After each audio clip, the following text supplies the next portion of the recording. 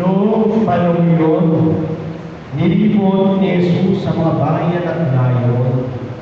Nangangaral siya at nagtuturo ng mabuting balita tungkol sa pag-aari ng Diyos.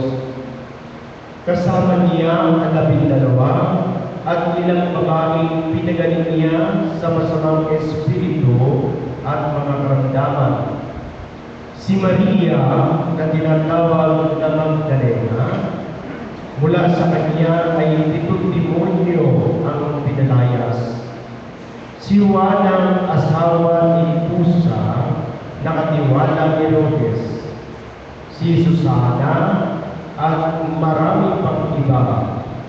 Ang ari-arian nila ang itinustos nila sa pangailangan ni Jesus at ng kanyang mga lagal. Ang mabuting balita ng ating kaligtasan.